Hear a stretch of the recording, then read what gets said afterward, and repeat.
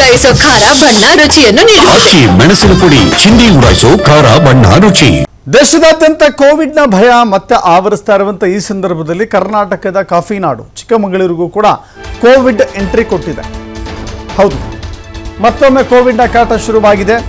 ಅದು ಕೂಡ ಚಿಕ್ಕಮಗಳೂರಿನ ಯುವಕನಿಗೆ, 22 ವರ್ಷದ ಯುವಕನಿಗೆ ಕೋವಿಡ್ ಪಾಸಿಟಿವ್ ಆಗಿದೆ.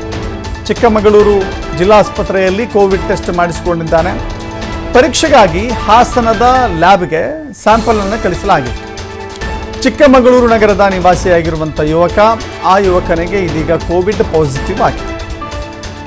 ಒಬ್ಬಿಬ್ಬರಿಗೆ ಕೋವಿಡ್ ಪಾಸಿಟಿವ್ ಆದರೆ ಆತಂಕ ಪಡಬೇಕಾದಂಥ ಪರಿಸ್ಥಿತಿಯಲ್ಲಿ ನಾವಿದ್ದೇವೆ ಅಂತ ಹೇಳಿದ್ರೆ ಖಂಡಿತ ಹೌದು. ಯಾಕಂತ ಹೇಳಿದ್ರೆ 2019ರಲ್ಲಿ ಕೋವಿಡ್ ಕಾಣಿಸಿಕೊಂಡ ಬಳಿಕ ಅದು ಒಬ್ಬಿಬ್ಬರಲ್ಲೇ ಕಾಣಿಸಿಕೊಂಡಿತ್ತು. ಮೊದಲು ಕೇರಳ, ಮಹಾರಾಷ್ಟ್ರ ಅಥವಾ ಬೇರೆ ಬೇರೆ ದೇಶಗಳಿಂದ ಬಂದಿರುವಂಥ ವ್ಯಕ್ತಿಗಳಿಗೆ ಕಾಣಿಸಿಕೊಂಡು ಆನಂತರ ಇಡೀ ರಾಜ್ಯ ಮತ್ತು ದೇಶದ ತುಂಬೆಲ್ಲವೂ ಕೂಡ ಪಾಸಿಟಿವ್ನ ಪ್ರಮಾಣ ಎಷ್ಟಿತ್ತು, ಸಾವು ನೋವಿನ ಪ್ರಮಾಣ ಎಷ್ಟಾಯಿತು ಅನ್ನೋದನ್ನು ಕೂಡ ನಾವು ಗಮನಿಸಿದ್ದೇವೆ.